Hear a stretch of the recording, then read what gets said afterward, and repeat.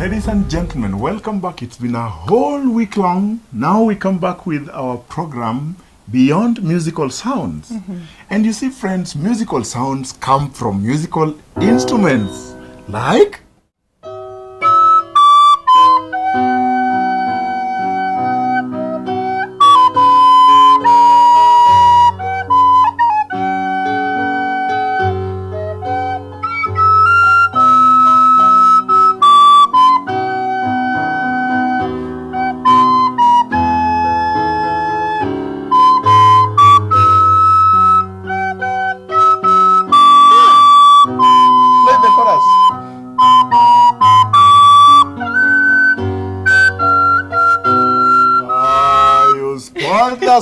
You spoiled the song really. No, you missed the end. It's me. Yeah. Are musical instruments that hard to play? Sometimes, like this one, sometimes it's difficult to get some notes on it. So yes, some musical instruments are hard to play and they all have their challenges. And that's why today we want to speak about the workmanship of music. How do we structure the music? How do we build it? And how should we use accompaniments so that the music is beautiful and reaching and beneficial to all who hear it? In fact, as a matter of fact, we want to play some instrumental and we would like you to call us, to write to us through the numbers given and tell us which song this is. So why should we use accompaniments? Well, accompaniments are very important because they actually accompany the song. You know, when you're going to a serious journey, you know, honey, like the day when I was coming to propose. Suppose when I came home to pay dowry, suppose I came alone. You'd be like, this guy is not serious, isn't it? Yes. I needed accompaniment. So for the music to sound good, it just needs accompaniment. And God created the musical instruments that you read about, that you have studied in school, the chivoti, the harp, the flute, the trumpet. You will see them in the Bible. We see them being used in heaven. Even Jesus will come with the shout of a trumpet. So we should use instruments to accompany the music, to add color. Some musical instruments are used to pitch music so that I can get to know when I do this, then I know that C. You know, some people don't know the C, the key of C. C. Oh, okay, yeah. Whatever. They don't know that sound offhead. So a musical instrument, one can be used to pitch the song. A musical instrument can be used to accompany the song, like we said. It can also be used to just add value, some sounds that are not natural to the voice. For example, there's some loudness you can get in a trumpet that brings an element of, you know, we are almost getting there, or an event is just beginning. All right, so Some you're saying briefly it should be used to pitch, it should be used to add color, to add meaning, to add emotional effect or musical effect to the song. But how should musical instruments be handled? How they should be handled with hands. Not all are played with hands. You know, some are played with the mouth, but they have to be in the hands. Why I say they need to be handled with the hands is there is a skill of playing every instrument. And that skill needs to be learned. Like today you see a lot of people thinking piano can be played with one hand.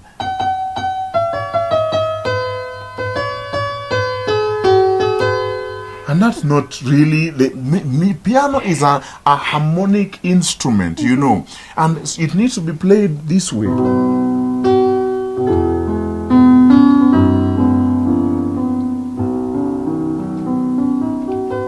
And you can have a duet. A duet, of course. And then there are instruments that are melodic, like the one you played. That musical instrument has its own way of playing. And today people have lost the art of playing instrument. And so we want to encourage you at home, enroll your children for some playing of musical instrument, and watch season 3 where we talked about the benefits of music to kids. But episode 3, you meant? It was episode 3 actually. Yes. There's a writer here in the book Evangelism. He talks about how music can be used to benefit. When it comes to instrumental music, this is what she says: let the singing be accompanied with musical instruments skillfully handled. We are not to oppose the use of instrument. This part should be part of the service. It needs to be carefully handled. So care means you need to decide what instrument merge together. Well, there are musical instruments you can't even put together, and you need to associate them very well. So we should actually use musical instruments in church. There is a statement you like saying in your sermons, honey. I love quoting him. He likes saying, "There is no piano that will stand in judgment. Show me any piano that will stand in judgment, but the pianist will stand under judgment." So we should not be opposed to the use of instruments in church, but the pianist needs to be skilled. That's why when we come right back, we will talk to you about what instruments are actually acceptable in church worship, for example.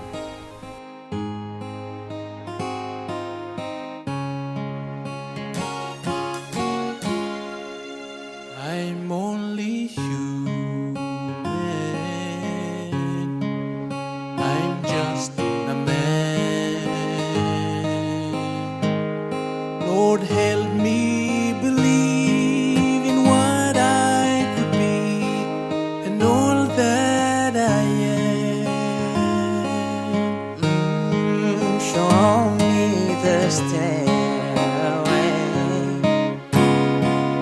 I have to climb. Lord, for my sake, teach me to take one day at a time.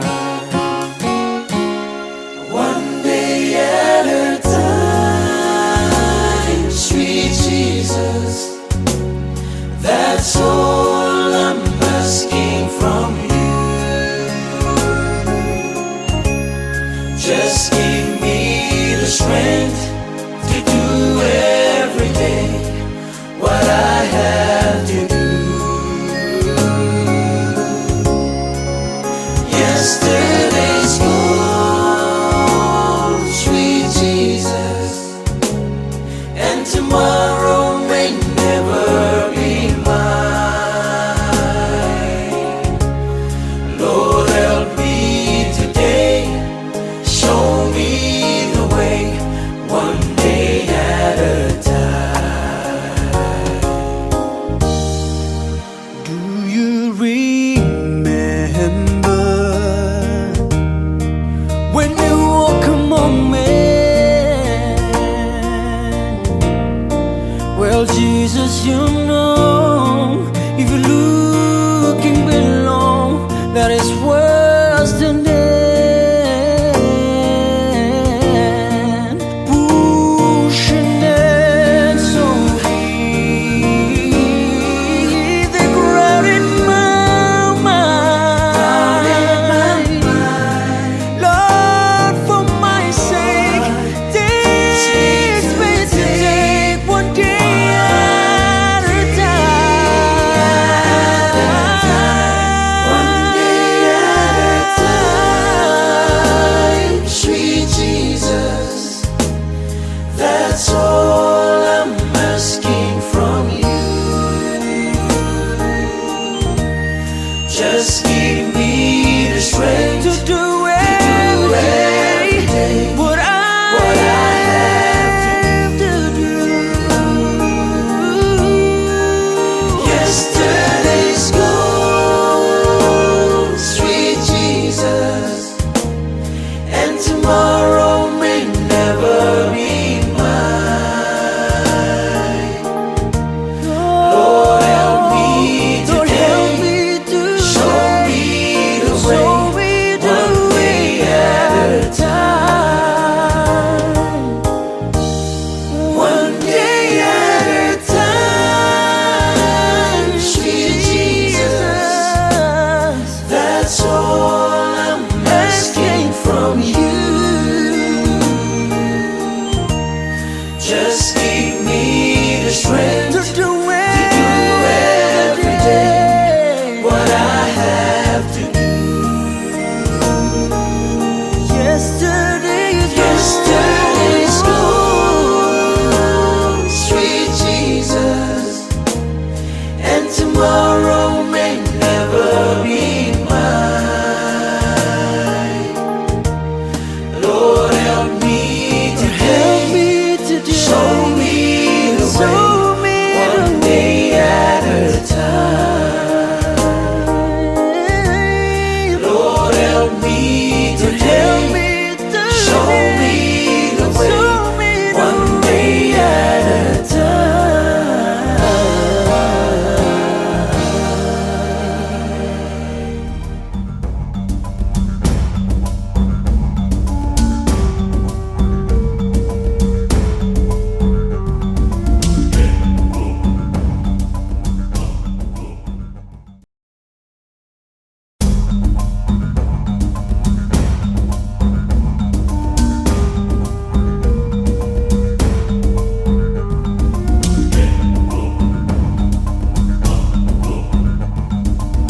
Welcome back.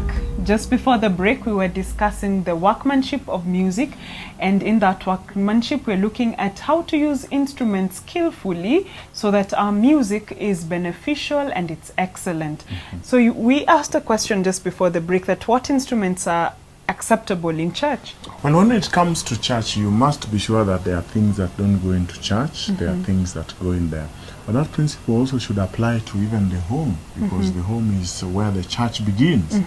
So we can't draw for you a list. We see the harp, the cornet, the flute, the piano, and all the many instruments that have been invented today are good for music. The criteria I would like you to use is, do those music make melody? Do they make more harmony than rhythm? Because the issue was, you remember where I talked about rhythm, melody and harmony? We want the instrument to be able to speak to the mind and to the spirit.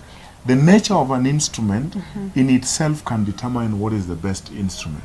Actually, the instruments that you've mentioned all are able to produce a melodic kind of line. And in piano essence, can produce harmony as well. A harp can produce harmony. they actually mimic the voice. The voice. So the principle probably you'd say in using instruments is choose instruments that are likely to mimic the voice. Yes, and that's why the drums are not good instruments for the church. The drums are actually, later we will show you, the drums were introduced into the worship by people who are not actually Christians. They are actually devil worshippers. You will see that story coming up as you keep following this show. So we can't also tell you that an instrument is right or wrong. What you just said, I say it all the time, there is no piano that will stand in judgment day. There is no violin that will stand in judgment day, nor a trumpet. But the trumpeter, the violinist, the pianist will be judged. So we need to gather as much knowledge. Evidently, you see in the Bible, there are straightforward instruments for the temple use. You'll find that in the book of Chronicles and Psalms. There are straightforward instruments that are not supposed to be used in church. All right. And some people are not necessarily able to play, play live instruments while singing. So should I sing with backup? Should a choir sing with backup? And how should the backup be? Yeah, sometimes you've done your recording. When you go to studio, they have pre-recorded it for you, like the one we have sung with in some of the sessions, a pre-recorded sound. Then you sing along with it. There is something good. It helps you to bring the functionality of the instrument you don't have in your church. So you can sing along and people can feel the trumpet, the piano, but you don't have an actual piano there. So it's an advantage to sing with the backup. But the backup should be instrumental backup. Unfortunately, people bring voice backup. Some guys, you see one person standing to sing, but the sounds you hear is a whole choir. Like some of the ones we've sang have, harmonies. Yes, those behind. harmonies can be desirable, but now, suppose there are backups that I hear today where somebody has sung the whole song, he has already sung even the words. It's just like what you would have played in your car or at home. Then he comes, puts on the microphone, and then he does something like, there's no sound coming up. He's just mimicking what you hear. I think God wants to hear your present experience with the song. So what you could ask your studio guys to do is to suppress or remove out the melodic line, the leading line, and then let them suppress. If you're a solo singer, let them bring down the other voices and let them maintain the instrumentals so that you can, it's called a sing-along track or a backup track or an instrumental track, but it doesn't have the major voice, so you sing live to it. But if you're a choir, hey, just use the instrument backup only because you have all the voices, isn't it? So that is how backups can be used. All right. So does congregational singing also require the same type of instructions and mindset and workmanship when it comes to music? Well, congregational singing is one of the biggest blessings people get. I just personally just like the sound of people, sounds clashing and someone singing bass and tenor. And I like sitting next to people who sing well in the congregation. Somebody wrote that the singing is not always to be done by a few. As often as possible, let the entire congregation join. There's this habit where we want to invite a solo to perform for us, to give us, and we're just sitting and listening. No, congregation should be trained to love to join in the song, you know. And when somebody is coming to, let's say, preach, and he has a song in his sermon, he should select a song that is familiar. I'll read the same book I read earlier, Evangelism, page 5 or 6. A preacher should not give us songs that are unfamiliar to the people. He needs to select somebody who is familiar with the song, and a proper person should be appointed to take charge of this exercise, and it is his duty to see that such songs selected can be sung with spirit and with understanding. You know, that's part of preparation. So congregational singing requires a lot of attention.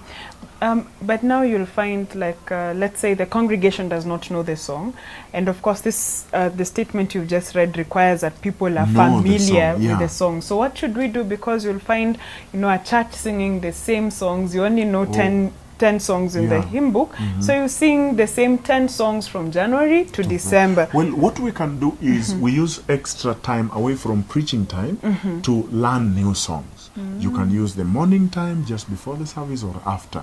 But when it is during service, you remember we said one of the benefits of a song is it can help you deepen the spiritual impression. So if I'm going to sing, let's say, I'm going to preach about heaven, and then I select a song that talks about heaven, but people don't know the song, how will it benefit the people? So there must be another song that talks about heaven.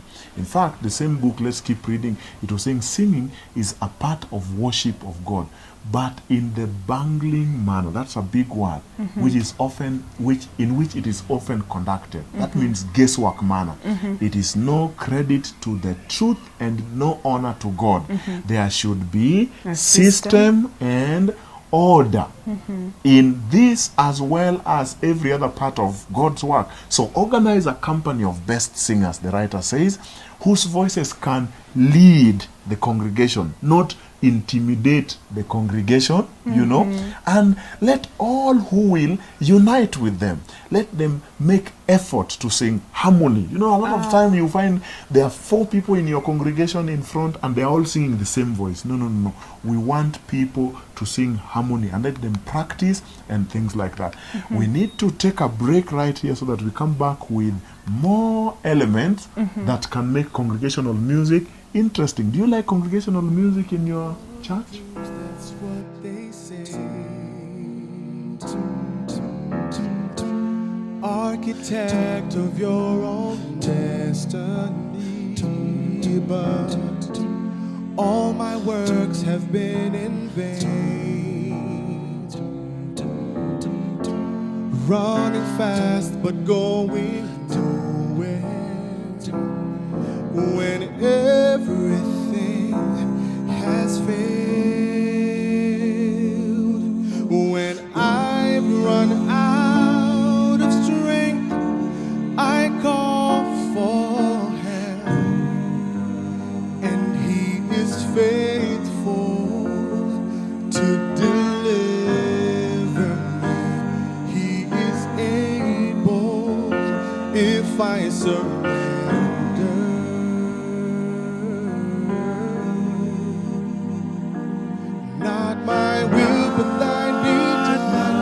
Holy God, eternal one, Lord, I know the plans for me are much more than what I see. Let me worship at your feet till your work is complete in me. Not my will, but thine be done. It's not always easy to let go, but in the end it's always worth it. Yes, it is. I know your desire for me is good. Yeah. You only want to see me win when everything has failed, when I've run out of strength, I call for help, and He is faithful to to deliver me. He is able. If I surrender, I surrender. Not my will, but thine be done. Holy God, eternal one, Lord, I know your plans for me are much more than what I see. Let me worship at your feet till your work it is complete in me. Not my will, my ways are not your ways, and my thoughts are not your thoughts. Put your trust in me, I'll give you all you need.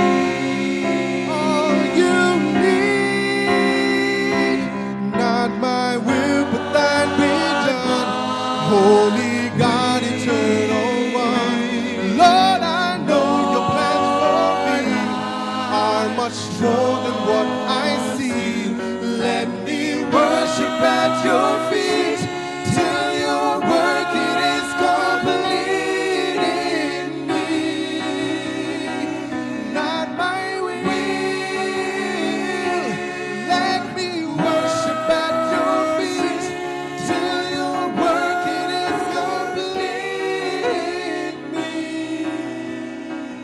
Not my will, but thine be done.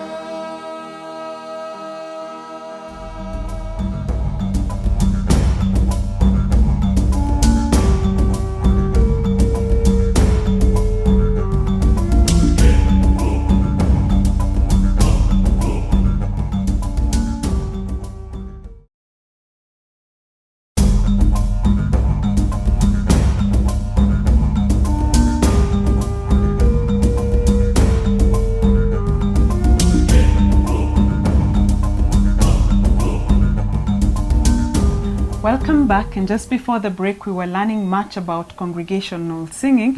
So do you want to tell us what do we do to make the most out of congregational singing? Yes, of course. There are certain elements. You need to know, first of all, your context. We live in a postmodern world. A postmodern world is a world which is disintegrated by itself.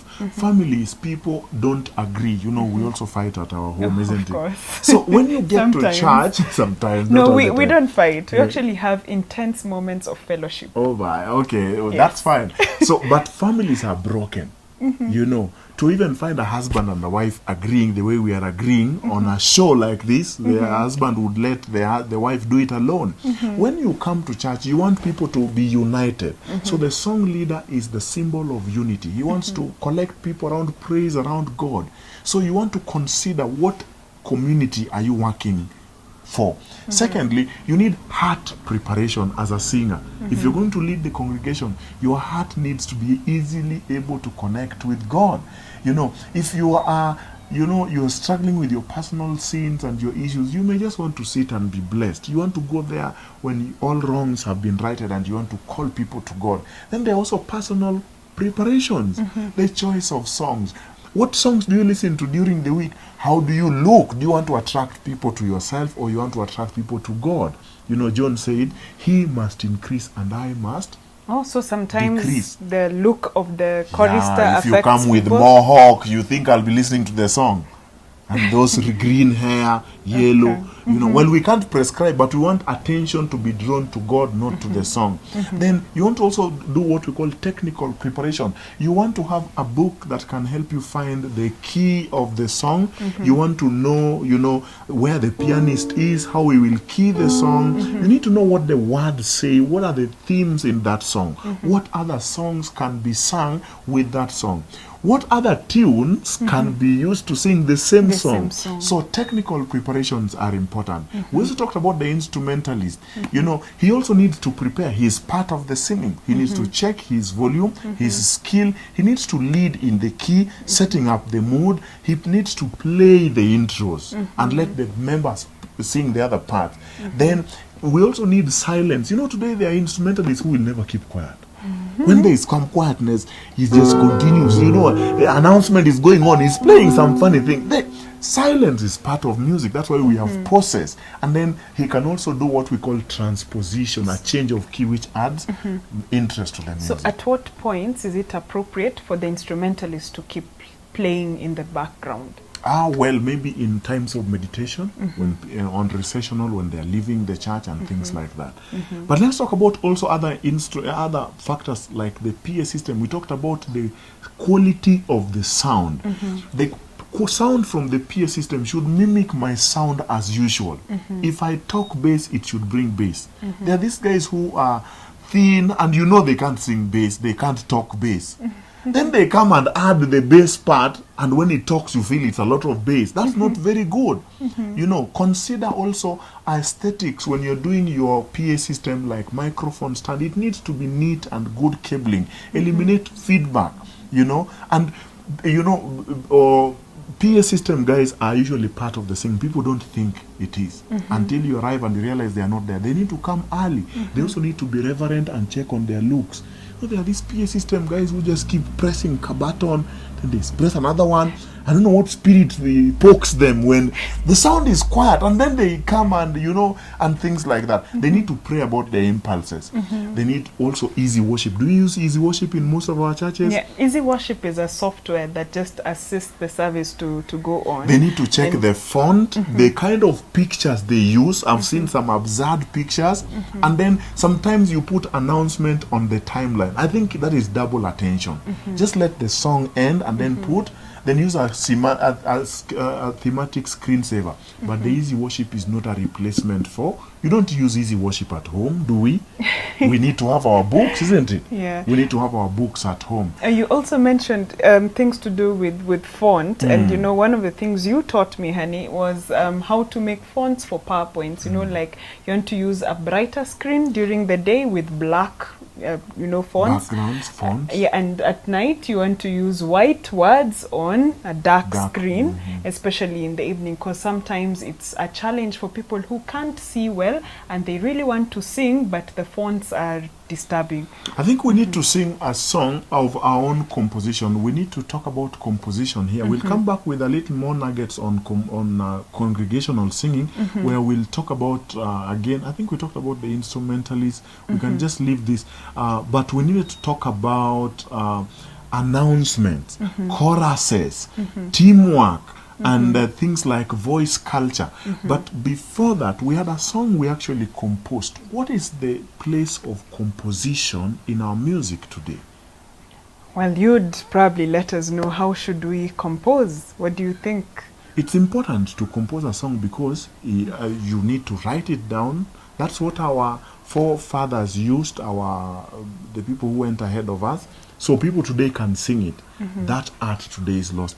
I loved the fact that you actually brought in the PA system as a part of music. You know, the PA system sometimes is usually set up as a worship is going on. You know, worship is going on and someone is doing sound checking, 1 2 1 2, and it might, you know, disturb a worshipper. Also, the volume of the PA system. A lot of the times we set up the PA system for passers-by, and like... Yeah, people don't like that sound. Suppose I live next to a church that, you know, sings every other time and have a child that sleeps. And they put their volume as if they are targeting me. If I want to come to your church, I will leave my house, I will come sit in the pews. So target the people in the audience, not the people outside. Actually, Kenyan laws can actually arrest you if you put your volume beyond certain level. You know, NEMA can catch up with you. True, and one of the things for PA system is that we should think of recording, you know, live recording and putting our music out there and even our sermons in a way that can be listened to even hundreds of years after you have existed. Remember, you are a preacher in the PA system. And here's a song we love singing. It's a song that kids love singing, you know, like... oh yes, this song is one of our favorites. It says, I'll be a sunbeam for him. Are you a sunbeam in how you set up the PA system, in your music, in how you construct your music, in how you play your instrument? Enjoy this song. It has a beautiful instrumental beginning.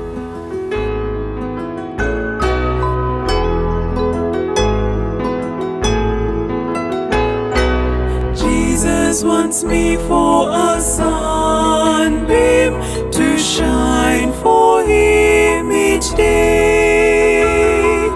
In every way try to please Him, at home, at school, at play. A sunbeam, a sunbeam. Jesus wants me for a sunbeam, a sunbeam, a sunbeam. I'll be a sunbeam for Him.